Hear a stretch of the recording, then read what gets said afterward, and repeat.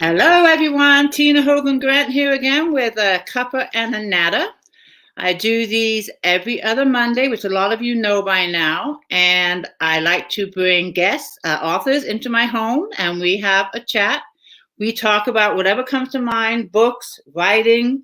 I do want to remind everybody that I have a book coming out on Friday, the 5th, and it is the Reunions, this one right here, and it is available for pre-order at the discounted price of $2.99 on release day. It will go up, but I wanted to let you know that book one, actually the book one and book two, there it is, in the Kindle versions are 99 cents.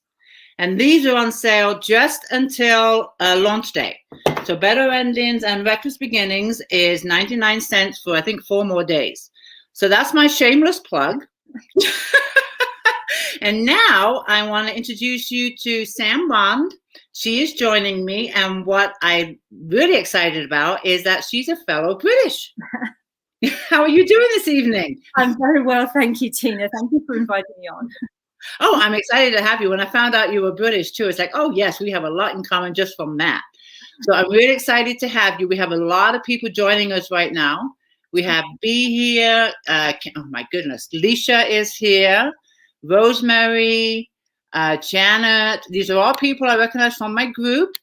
This is Sam Bond. She's going to be talking about her books tonight. So you are British. How long have you been here? I've been here 26 years, and I see Leisha is from Texas, and I'm actually in Texas as well. I'm in Austin, Texas, but I started off on the East Coast. I started off living in Washington, D.C., and my husband, who was American, we met in London. We came over. We thought, oh, this will be great. You know, his job finished. We'll spend a couple of years in the States. And then 26 years, I can't believe it's been 26 years. I'm still here. And we moved up and down the Northeast coastline for a while. And then he's originally from Texas. So we decided when we had kids, we wanted them to grow up with their cousins. And we moved. Oh, there you go. Yeah. I wonder if Leisha's near you. Leisha, let us know what part of Texas you're in. I can't remember where she's from. And what part of England are you from? Well, I was born just south. Well, you know, normally I'd say London, but I was born in Surrey, just south of London. But I grew up in Shrewsbury, up in the Midlands, right next to the North Welsh border, in a beautiful Tudor town. Have you ever been there? Well, my aunt lived in Surrey. Oh, I'm in Surrey, yeah. Yeah, she lived in Surrey, and I vaguely remember it. We went down. That's where we had all our family holidays. Yeah. Was in Surrey with my aunt. But I grew up in Yorkshire. Did you ever go to Yorkshire? Yes, several times. I think I applied to go to York University, but I don't think I got in. It's beautiful. York is beautiful. I love that town. I love it. Yeah, and my daughters and I, we actually, you know, when we would go back and stay with my mom every summer, we would go somewhere each summer. And one year we chose Yorkshire just when they did the Tour de France. Oh, okay. And we were in the absolute middle. It was Nidderdale, I believe it was. And we went to Castle Howard. And I was obsessed with Evelyn Waugh's, you know, what was shot there and everything. And I was like, we're going just for that. We are going to. Did you ever see the show, is it All Creatures Great and Small? Yes. Jane Perrier. Well, that was filmed all around where I grew up. So we used to watch him film. It's good. And one thing I miss about England is the history. Yeah. There's so much history. It's such an old country. I mean, this is a young country where we're at now. So the history doesn't go back too far. But where I lived in Ilkley, I mean, it developed in the Roman times. Yeah. And it just tells you how old, you know, the history that it can tell you. When I went back to Shrewsbury with my children, you know, I moved there when I was 10 and I lived there till I was 18. And I remember walking around, I hadn't been there for years, and I walked around the town with my young children. And the town is almost completely surrounded by the River Severn, which is like the longest river in England. And then where there isn't the river, there's a red sandstone castle. It's really beautiful. And it's called the Town of Flowers. It's where Percy Thrower oh, okay. And there's all these Tudor buildings, and there's all these plaques, like, you know, Henry V had, you know, set here. It's just unbelievable. Elizabeth I had breakfast here. And I remember turning to my mother and going, were these here when I grew up? I do not remember these places. All I remember was the local disco, which was all I cared about, you know. But yeah, it was amazing to go back. And you're right, I miss the history. I do miss the history. I haven't been back in about, I think it's like 5 years now, so I'm due for another visit. You are. And then my sister comes out here every year, so it's like I don't need to go. It's terrible, isn't it? Let me see who else is here real quick, and then we're going to start talking about your books. Kimberly says, I would love to travel all over Europe and see the history. I haven't seen a lot of Europe. I mean, I've been to France, I've been to Italy, I've been to Germany. I think that's it. Have you seen a lot of Europe? I've been to 38 countries. I spent. Oh, wow. You're a traveler. Yeah, I spent most of my 20s backpacking around the world. I went round one way and then I turned around and went back the other way. So I've spent a lot of time. How fun. How long did that take you? Well, first of all, I went to Europe with my friend and we kind of did most of Europe, and we ended up running out of money in Greece, which was a good place to run out of money. Yeah. So we got jobs working in bars there. We worked as nannies, and that was when I discovered that I really didn't like children very much, which was probably why I had children so late in life. I think that was that experience. And then I lived there for a couple of years, and then had a bad breakup, as you do, and took a flight home, and got home and said to my parents, "Yeah, I'm just saving up money to go back out." And my parents lived in central London at that point. They lived right by Borough High Street, you know, right by London Bridge. And so I moved back in with them, which is worst places to move back in with your parents when they live in central London.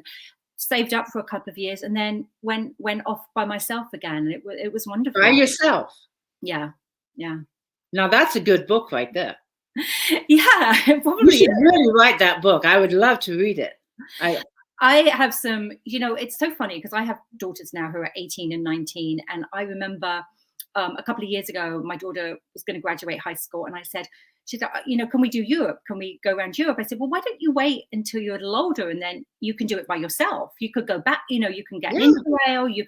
And she looked at me, she's like, I don't want to do it by myself. And I was like, oh my gosh, what a different generation. How long were you hiking on your own? 2 years. 2 years. Yeah. Wow, what an adventure. My son always wanted to do that, always. Yeah. I spent now we have kids, so it's like, you know. Yeah, I had to put everything on pause. They're almost out the door. Yeah, that is great. That's brilliant. I love it.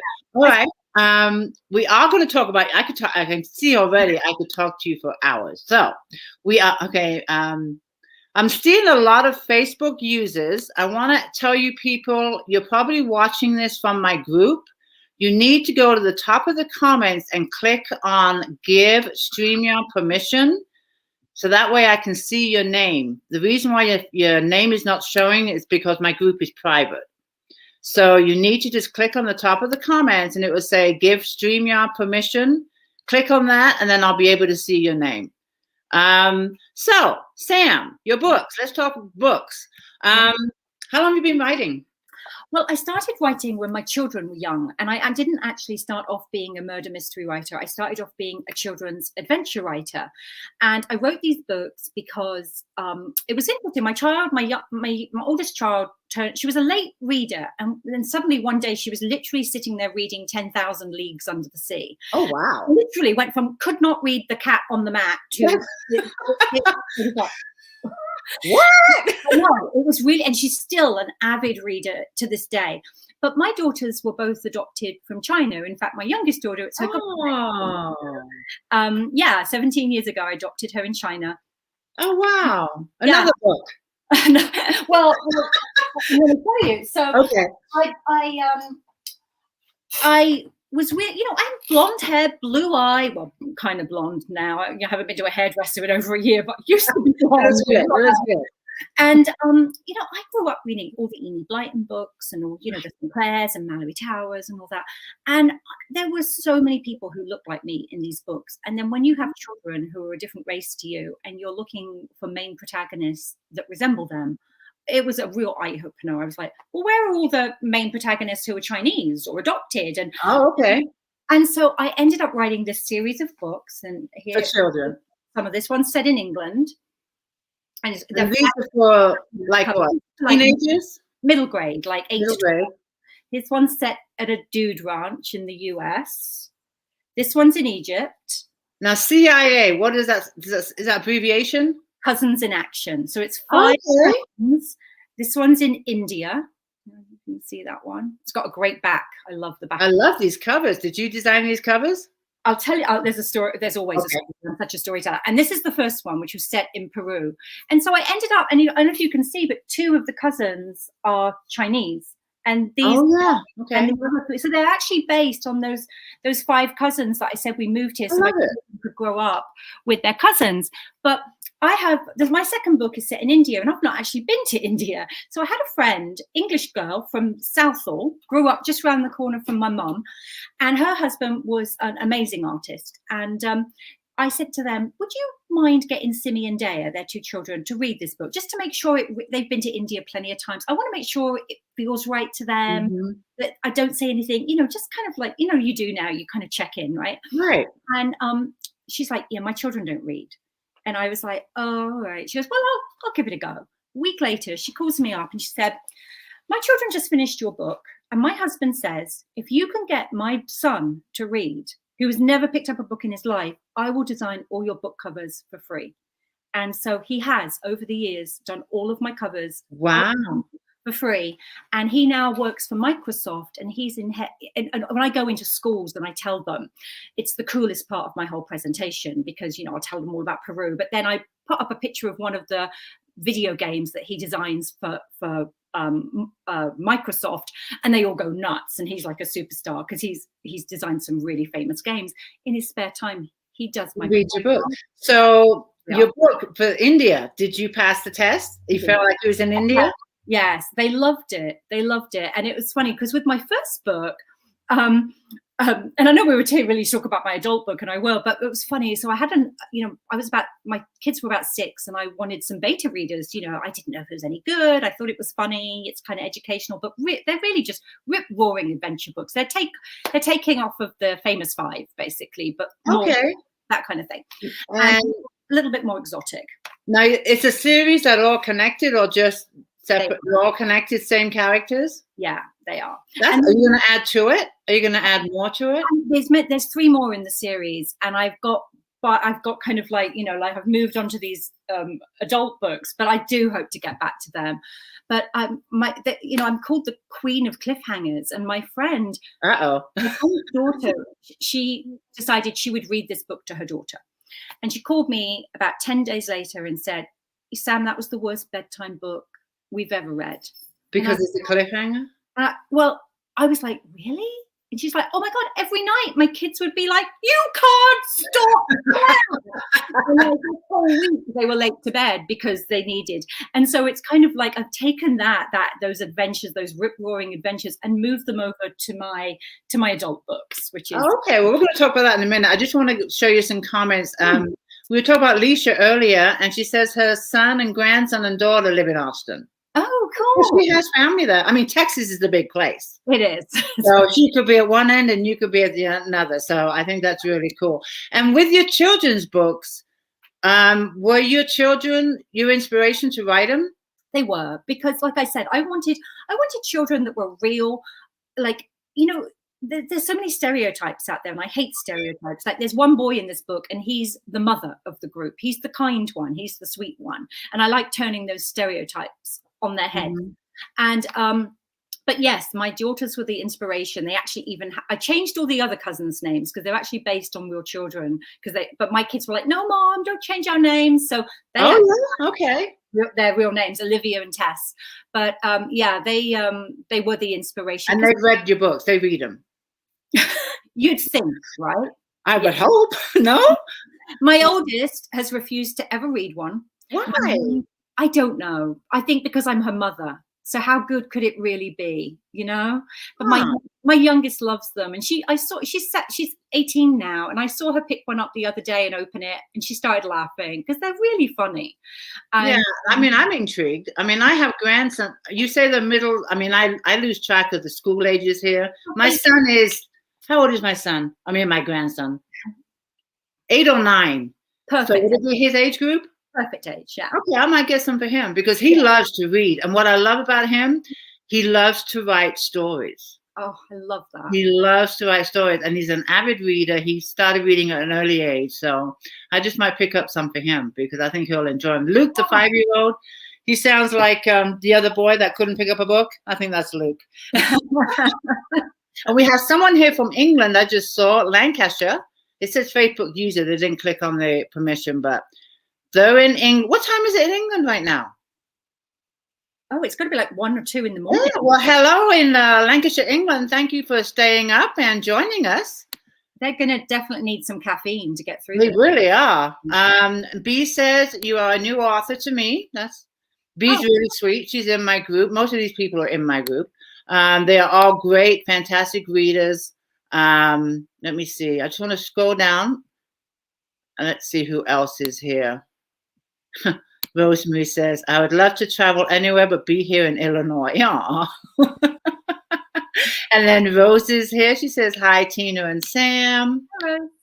Just want to let the readers know that they are here. Facebook users, you need to give me permission to see your names. Click on the, it's Pauline. It's 1:17 in a.m. Okay, Kamina is here. She's another British one right here. She's also an author. Oh, cool. She lives here in the U.S. She's going to be mad at me. I've forgotten what state she lives in. Louisiana, I think. Peggy is here. I'm glad you guys are all joining us. So, you are now entering the adult world of books. I am. And as always, I have a story about this. So I'm sitting at a tailgate party, and I'd like to just point out to the Americans that I can use American terminology correctly now because I've lived it. Took me a while too. Like quarterback and, stuff like that. Very proud. So I was sitting at a tailgate party, and I don't know if any of your guys in your group know an author called Karen McInerney. She is here in Texas. She used to live in Austin. She moved about a year ago up to Georgetown, but we're friends. Our children went to the same school. And she writes an amazing series. She's got like 5 or 6 different series out, all cozy murder mysteries. And we were good friends. And she came up to me at this tailgate party one day and said, Sam, why don't you write cozy murder mysteries set in England? I had taco in one hand, a margarita in the other. I don't know, Karen. Why don't I work? Because I have grown up, Tina. Morse and Lewis and Endeavour and Rosemary and Time. I mean, you name it. Yeah. I've watched it. I was old before my time and loving from a young age in my 20s. I'm like, all I want to watch is Midsummer Murder. Just give me. I love that series. Yeah. Agatha Raisin, MC Beaton, all those, I would read Colin Dexter, Ruth Rendell, Agatha Christie. I loved all those books growing up. And it almost felt like, well, I've been so concentrated on getting these children's books out. They were like a labor of love for me, this gift to my ungrateful children. And I was like, well, I don't know. And so I started thinking about it. And then about 6 months after that, I actually ended up going back to live in England for 6 months. And it's a little bit of a sad story, but don't get too sad because my mother was dying, and I'm an only child, and we were very close. And so I decided I had to go back, and I went back for Christmas, and I ended up staying through till June. And while I was there, taking care of my mom, she wanted to die at home, and so I was there with her. It was kind of sad. I mean, I was dying, right? And I thought, well, and that idea of Karen's had been percolating in my head, and I thought, well, I'm in England, I can smell the fish and chips. Don't get me going. I should write this book. And so I did. I thought I'm never going to have much more inspiration. And this book is really funny, and it's very lighthearted. And I just, even though it's it's a cozy book. And it was just, it kept me sane. And my mother got more and more bedridden as the time went on. And so I took over the living room, and I had, my little stickies that I have even here. And I would write all my plot points, and I covered the walls with all these stickies. One day I turned around, and my mother, who hasn't been out of bed for 3 months, is right behind me, standing like right here. And she's like, what have you done to my walls? Oh no. No, they come off. And it was so funny, Tina. And I was like, oh, bless her heart. She could still get out of bed and still get out when she wants to. Yeah. Aw. So anyway, I finished that book before she died, and then for the next year, I was back and forth, dealing with my mother's estate, and I just put the book away, and practically I forgot about it. I was too busy. You know what it's like if you're trying to clear up someone's estate from another country. Oh yeah, I did that with my father in Ireland. Yeah, it's hard work. It is. And it wasn't until March, when the lockdown happened, when my entire social life was curtailed. And as you can probably tell, I'm pretty social for a lot of things. And I thought, I should get that book out. And so I did. And, and it came out this year. It came out in July. July of 2020. It still feels like 2020. So how long did you have the book before you actually published it? How long ago had you written it until you published it? So I was writing it between January and May 2018. And so 2 years, about 2.5 years. About 2.5 years ago. And like I said, I put it away for that whole 18 to 19. And then in 2020, I got it back out again, looked at it, and I'm pretty good. I'm pretty tight with my writing. I plot very, sticky notes, moving them around. I'm the opposite. I sit down and write, and I let it take its course. You're so brave. I have no idea what's going to happen in my books.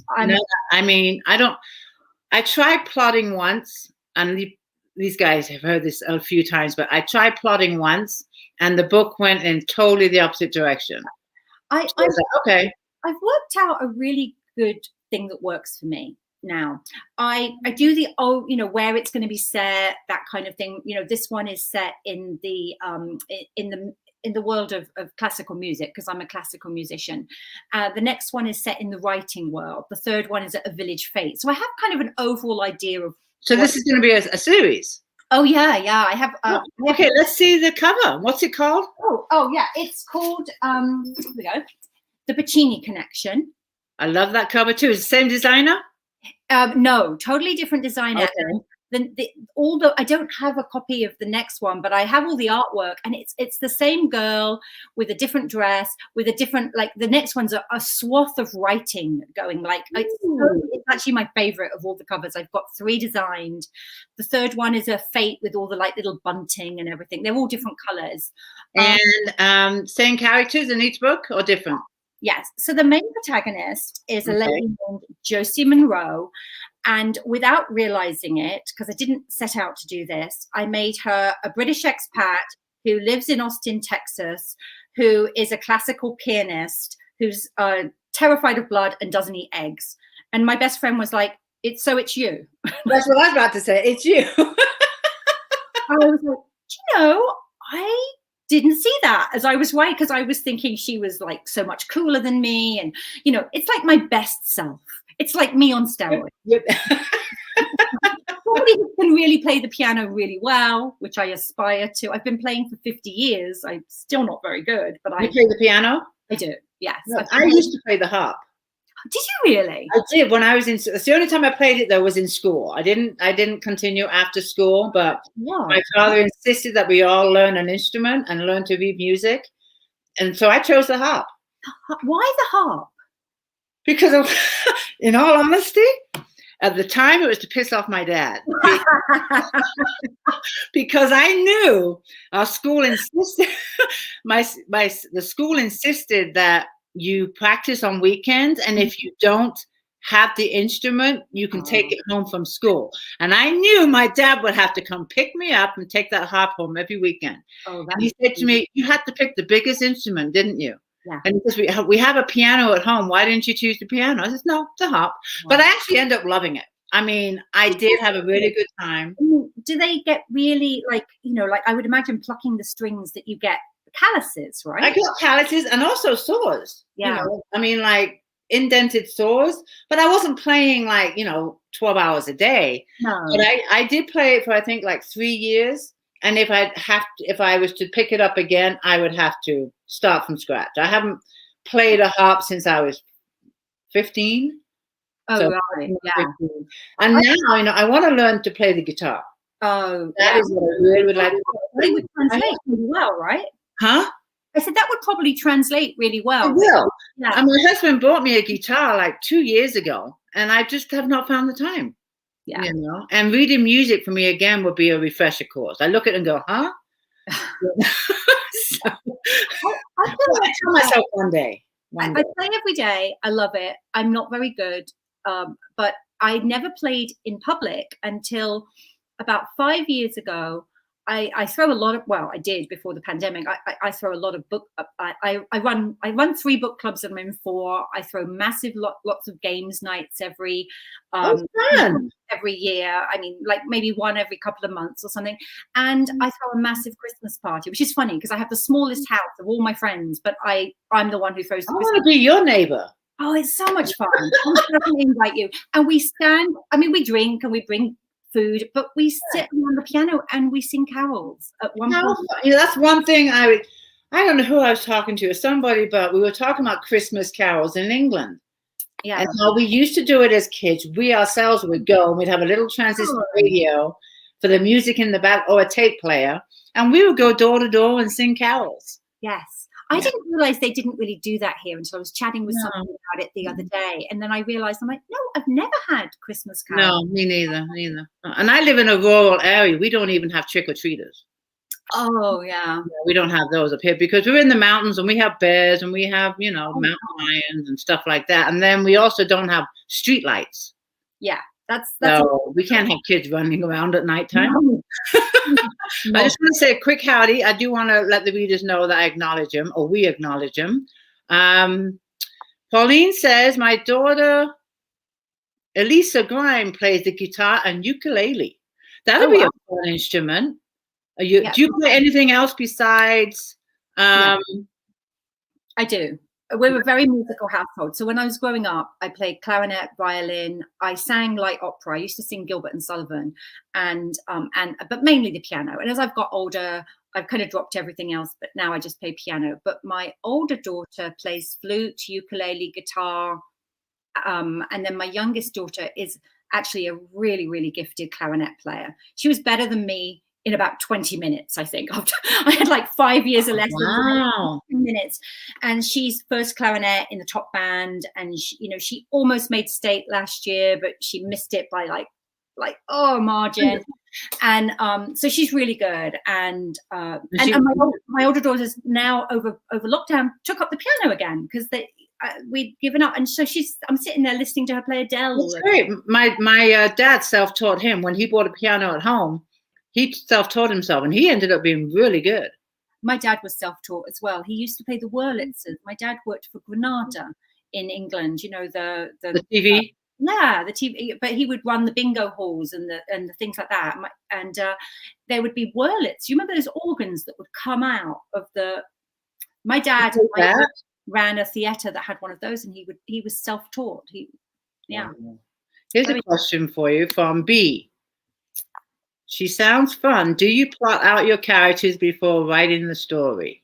I do. I definitely do the plot. And I was saying about how I've kind of come up with the ultimate thing. So I have this overall idea of what the plot is going to be.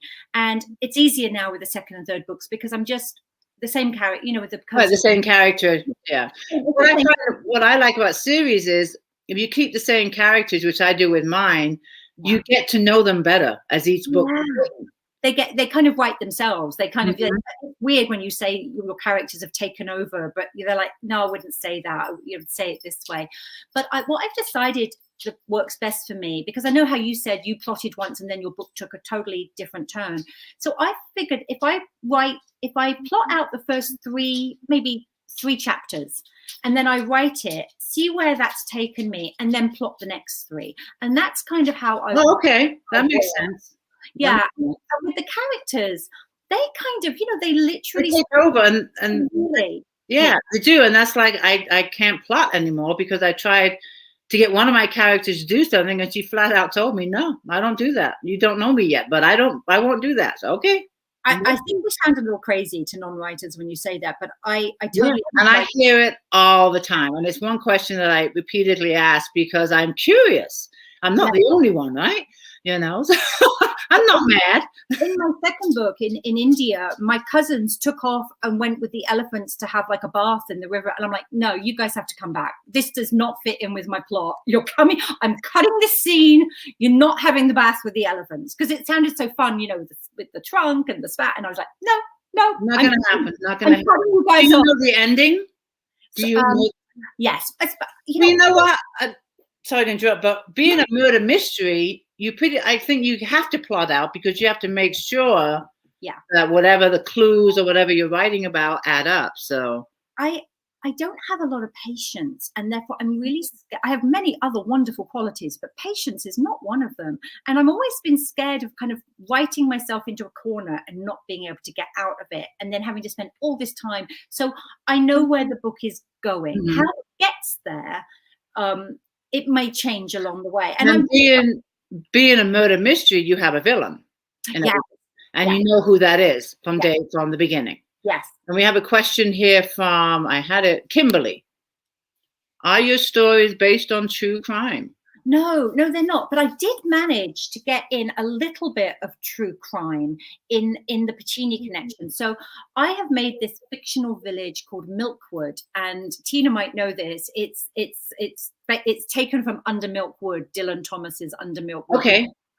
Read in A-level English, and so I thought, I love Milkwood. It sounds so lovely, and a little bit like Midsummer. I thought maybe people would get that connection, and so it's a fictional village, but it's located near Sheer, which is it is Sheer, but I've kind of moved it down the road. But if you go about 3 miles down the road from where my fictional village is located, which is close, if you know Surrey at all, it's kind of near Dorking, Guildford, that kind of area. Beautiful. I know. No, I don't know it that well, but I have been. Beautiful. Is Newlands Corner. And I wonder if there's anyone here that knows what Newlands Corner is famous for. I'm British and I don't know. It's a little... Maybe Pauline does. Pauline is British. What was your question again? Like what is Newlands Corner most famous for? And it's an open plot of land. There's a clay pit there. It's just a walker's paradise, but something very specific. Something famous. And then Carmina is here. She's British. Do either one of you know what it's famous for, or any other British people that are here? I'm not sure. It happened back, I think. Hi, Ruth. I just saw Ruth is here. Hey, Ruth. I'm sorry. I mean, we're talking a long time ago. This happened back in like 1926. And I'm going to tell you what it is. So Agatha Christie went missing for 11 days, and her car was found abandoned at Newlands Corner. And so I managed to weep, because I'm such a massive Agatha Christie fan. And it's really, my books are very much, there's not a lot of superfluous kind of scenes, but this scene is kind of superfluous to the book. And I'm like, no, I'm putting it in there anyway, because it's so cool. And I just read a book about the disappearance. It's a fictional account of what happened with her husband, Archie Christie, and his girlfriend who he was seeing at the time, who, she was found up in Harrogate at a spa. And I used to work in Harrogate. And she had booked herself in as, I think it's Nancy Neal, I think was the girlfriend's name. And in her entire life, Agatha Christie always said, I have total amnesia about it. I don't know what happened. And this book kind of looks at that and kind of goes, I don't know so much about that. Maybe this is, so it's just a fictional account. Did you go to Harrogate? I've never been to Harrogate. Oh, no. I lived in Harrogate, I think 1.5 years. I worked at a hotel called the Majestic. Oh, very nice. Yeah, it's a really nice hotel. But if you ever wanted to know anything about Harrogate, I know that with the back of my hand. You're my guy. So keep that in mind. I saw some other questions, but I did have one for you too. Your books are based in England, but when you write them, do you use American English or British English? I use American English with a couple of exceptions. So I was telling you before we came on, at the front of my book, I was looking at everybody else's books and what they did. And a lot of people had glossaries with English terms. And I decided not to do that. And I wrote quite cheekily, I thought, I think my readers are smart enough that they can figure this out for themselves. All very pompous. And I do feel like when I write, I write in such a way that in this context of what I'm writing, it might not, the word might not be apparent to you right from the start, but you'll figure it out. But there are two things that I refuse to to write the American way, and one is mum. Like me. Yes. Yeah. And I don't know what that is, but it just, my son, he was born in the U.S. and he's always written mum, M-U-M, and he still does today. But when he was old enough to buy his own card, I think he was like, well, him and his dad, or my husband, he went to take him out to go get a Mother's Day card, and he said, they're all spelt wrong. So going back to cards, my mother, bless her heart, many years ago, said to me, it wasn't near my birthday's in May, and I think it was August. She said to me, by the way, this is the card I originally bought for you. And I was like, and I looked at it, and I'm like, and she goes, see if you can spot what's wrong with it. And my mother, because she was so kind of like thinking about me, she thought this was great that this card said, happy birthday, Sam. But what it really said was, happy birthday, son. Oh, the way that it was written. When I came to the States, I got so lost with Mother's Day because it's different. Yes. It's March in England and May here. Yeah. And my mother would always say, Tina, you forgot Mother's Day again. I'm like, Mom, there's no cards out yet. And I'd have to buy 2, so I'd have 1 for next year. Yeah. I got in trouble so many times with that. It's crazy. Yep. I want to find you some more questions real quick and comment. No, they're not based on real crimes. They're not based on real crimes. I want to try and delete that one. I can go back to here it is. Let's get rid of that one. And there's a few more I wanted to bring up to you. So when do you think your next book will be out? October 31st, 2020 was my original deadline. So I'm running a little bit behind. I actually met with my editor today, and she has, I'm just, right. Do you do this, Tina, right at the last minute? You go, wait a second, I just want to weave this little plot point through. I have been known to do that, and I try not to now. But I have done that with a few of my books, and I hate it. Yeah, and because when you think one thing, then it's like opening peeling an onion or opening a can of worms. Okay, I'll just try this one, and then all of a sudden I've changed 5 different things. I'm like, okay, I can't do this. When I say I'm done, I'm done, and that's it. I have to, because I'm sure you feel the same way. We could continue to read our books over and over and over again and still not be happy with something. I am okay at letting it go, thinking I'm done. This is good enough. This is and I feel with my second book, I had 2 suspects that I felt I got off too easily, and they were great suspects, and I felt like I wasn't doing them justice, and I needed to just weave something in. And my editor agreed with me, and so I'm about to do that, and then we're going to send it off to my copy editor tomorrow. So it really is close, and I have about 25 beta readers lined up. Oh, good. Okay, they really help. They really help. Well, I guess maybe beta readers isn't the right word. I have maybe 3 people who've read it already. They all like it better than the first one. So I was like, really? I mean, and the first one has, I just hit my 100th review yesterday on Amazon. Congratulations. And 84% of them are 5 stars. So I'm very. And I also saw that I was reading up on you on Amazon that you won an award. Yes, for my children's book, for the first Excellent. one. Yeah. Which award did you win? I'm sorry? Which award did you win? It was just a small little award, like a local It's award. not small. Award is big. Doesn't matter. It's big. Yeah. It was lovely because I love being able to tell people I was an award-winning author. And it was a Writers League of Texas. I won an award for Congratulations. My second book, Better Endings, won an award last year. It won Best Fiction 2020 and Reader's Favorite. So that was totally unexpected. So I congratulate you. It feels good. And yeah, and when this one came out, it hit #1 on the Amazon bestseller list as well. I mean, wow. Did you do any marketing or just you have a lot of friends? Yeah, I want to go with I have a lot of friends who are all marketing is really hard. I'm sure you. I suck at marketing, and I've decided. Well, not too bad if you hit #1. Yeah, well, it was a lot. You did something right.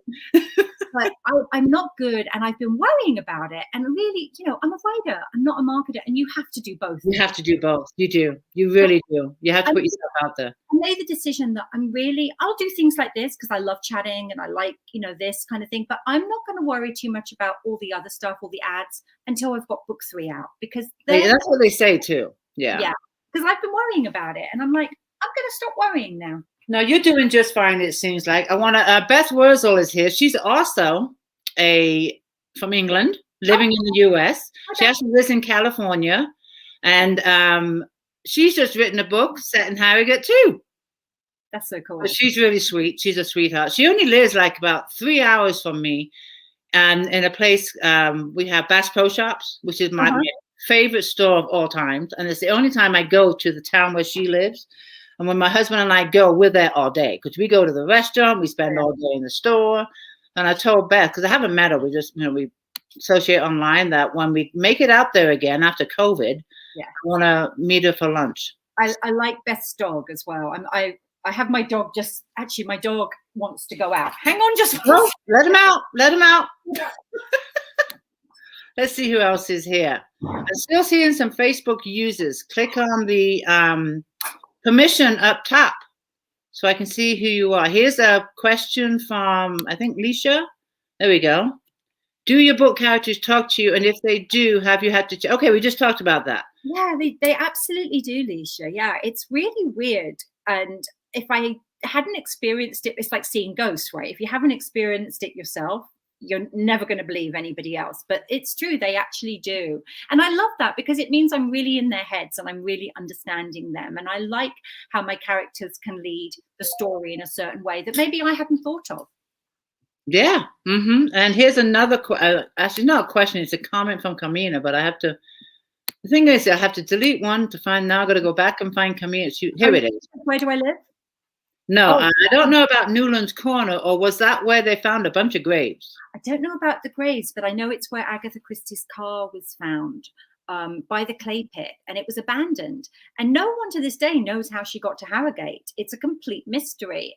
And she never, even in her autobiography, she glossed over this entire 11 days. And there was a manhunt out for her. There were people, I learned from this book I just read that like Dorothy L. Sayers and people like that were, trying to help find her. And it's really interesting. Wow. Hoffman about it. I don't know. I can't think who played Agatha. I want to say Vanessa Redgrave, but I might be wrong on that. I like Vanessa Redgrave. She's really cool. Okay, so this book, the second one, was supposed to be out in October. It goes to the editor. I hear you. I hear you. So you have a new goal for release of the second one. Well, do I have a new date? Did you say? Mm-hmm. Yeah, goal date. Mm-hmm. Yeah. I'm hoping by the end of February. Well, that's not too far off. We're in this month already. Oh yeah, it is, isn't it? Maybe March. It's ready, and I'm already It's only 28 days this month too. I know. Early March. Let's say that. Okay, there we go. Early March. Really ready. I've just got the final line edits to do. Yeah, you'll get there. And are your books? I didn't notice. But are they wide or they're just in Kindle and? They're in Kindle Unlimited and they're on Amazon. Okay, so if anyone's a Kindle Unlimited user, you can read all of the books. Oh, please do. Yeah. Well, actually, not my children's books. I think they're wide. They go everywhere. They're not wide, but I don't think they're in KU for some reason. Oh. They're more. I feel with children that I kind of want them to have the book. I do too. My grandson, I buy him books for Christmas. He gets a box of books, and I just can't get into I don't like reading on tablets. I just can't do it. The thing with a tablet, and maybe it's just me because I move my hands around too much, but if I put my hand over the screen, all of a sudden 5 pages turn. Oh, yeah. What? I couldn't even turn my TV on the other day to watch the inauguration. I'm texting my daughter in Lubbock. She's at Tech going, how do we turn the TV on? I get so tired. Me and Gordon give up. My husband. 5 remotes. I'm like, yeah. And we sit down to watch a movie, and it takes us half an hour to find something, and then the TV freezes or it won't load. You know what? I'm going to go read a book. You know? And my daughter's like, just stream it, Mom. I'm like, yeah, how do I do that? Yeah, I'm really technical. I liked it when we had 3 channels: BBC, BBC One, 2, and Yorkshire TV. Yeah. Here's another question for you. No, that's the wrong one. But Karen says, "Wow, amazing." That was not what I meant to click on. It's gone. It was right here. When they get new comments, it disappears. I had it highlighted. With children, don't you feel they spend so much time online that, when you read, I feel like it's something away from a screen. Yeah, and me too. You know, I spend, and I'm sure you do too, we spend all day in front of a computer screen. I'm in front of a computer screen right now. I'm on my cell phone during the day. I do not want to be in front of a screen to read a book. The books take me away from all that. I actually listen to a lot of my books now. It's the only way my housework gets done. Oh, audio? Yeah. I tried that. I couldn't do it. No, I actually quite enjoy it. I mean, it has to be a good reader, but it's how I get to sleep at night. Actually, I love. Oh, really? Elizabeth Peters. Are you familiar with her work? Mm-mm. She died a few years. In fact, I put her in my Egypt book. Like I was like dedicated it to Elizabeth Peters because she wrote about 18 books, and she's got this wonderful kind of feisty Victorian heroine called Amelia Peabody, and her husband, archaeologist Radcliffe Emerson. And there's about 18, 19 books, and it goes from about 1890 all the way through to like 1923, something like that. I think one of the final books is when they find Tutankhamun's tomb and everything. But they're amazing. They're really funny.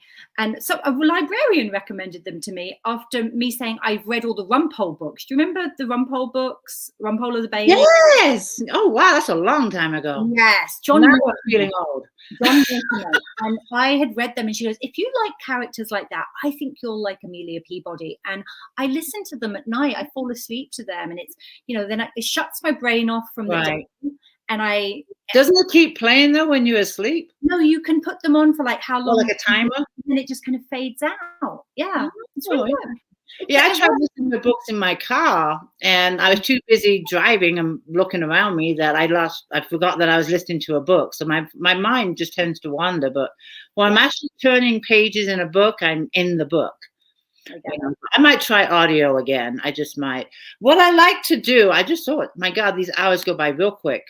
What I like to do is to give the readers a little insight into your book, if it's okay with you, and to read the description that's on Amazon about your book.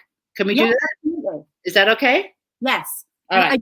I just saw. Oh, Michael. I know Michael. Hi, Michael. He just asked which actress would I like to play me, and I know exactly what actress it is.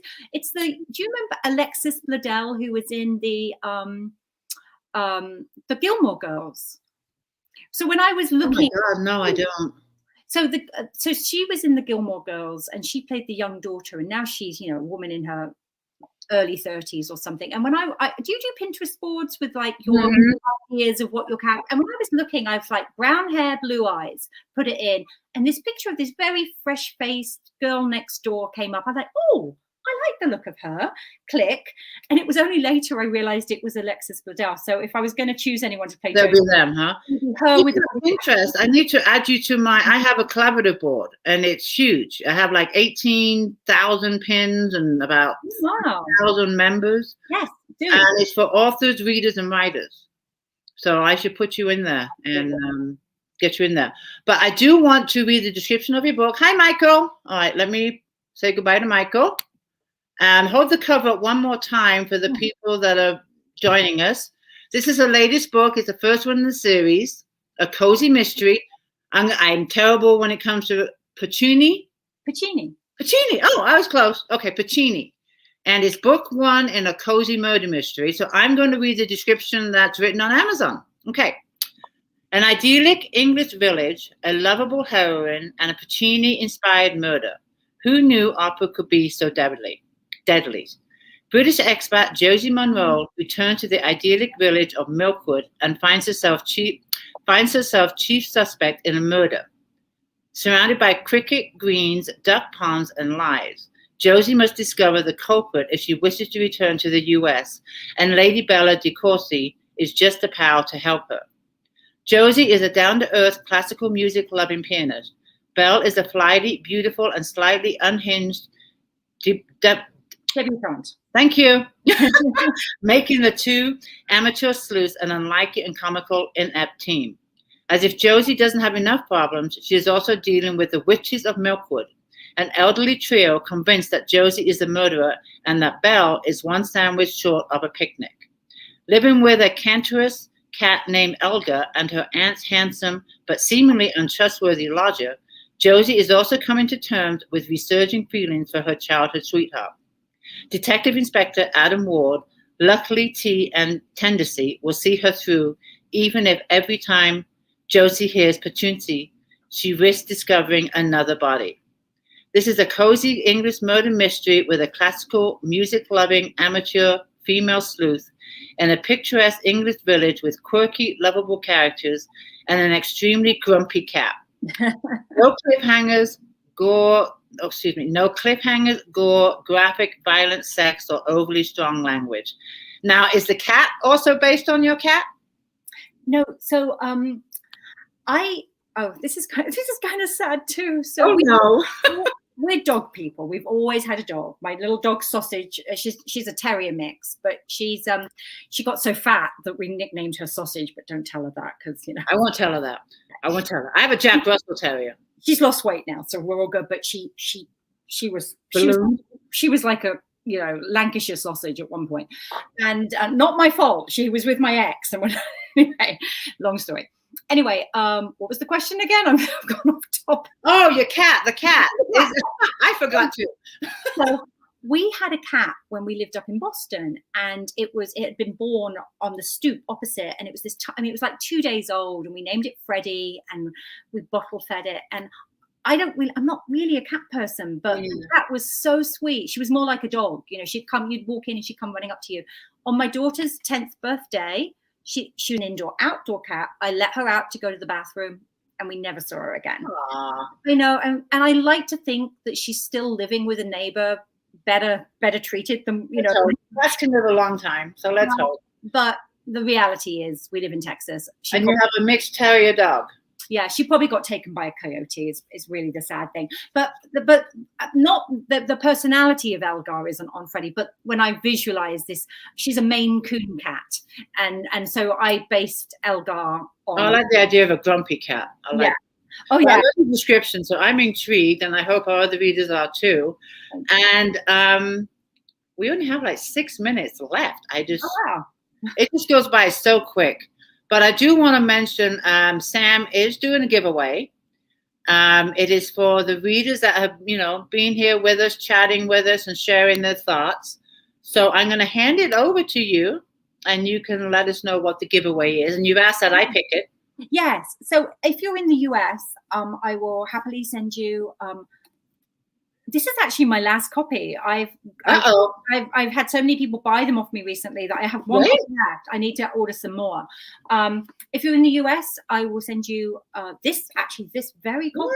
Yay, the one you're holding. The one I'm holding. This is the only one I have. It has your fingerprints on it. Yes. And I may even throw in a Cousins in Action book.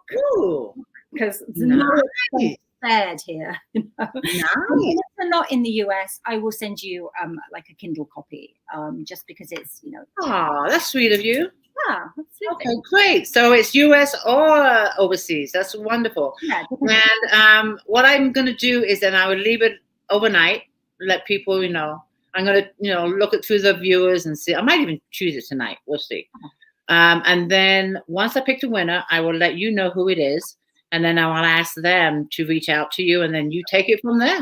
Absolutely. Yeah, just give me your address and I'll pop it in the post. Perfect. Now, when we have a few more minutes, before we head out, does anyone have any last-minute questions for Sam? Anything you want to know that we didn't cover this evening? Her books, like we said, can be available in Amazon. She's going to leave her links in the comments. You have a website? I do when my daughter finishes it. Oh boy. Come on, daughter, get to it. Come on, chop, chop.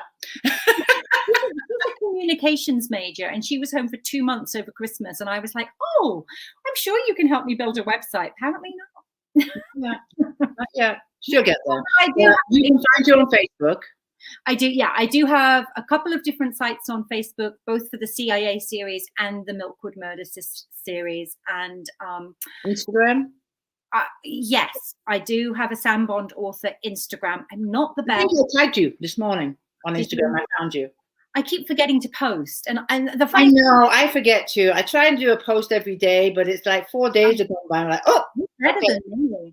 yeah. The one I don't do is Twitter. I joined Twitter about 8 years ago, and I think the week after I joined, I got an email from Twitter asking me if I knew how to Twitter, because I was obviously so bad at it. They actually sent me an email. Oh wow! Do you know what I'm hardly ever on there. If I do go on there, it's just to let others know I have a book on sale. That's about it. I haven't even done that, but the best way to find me is find me on Sam Bond Author on Facebook. Okay. When we get done, you can go into the comments, either in my group or on my author page, and just leave links in the comments, and people can find you.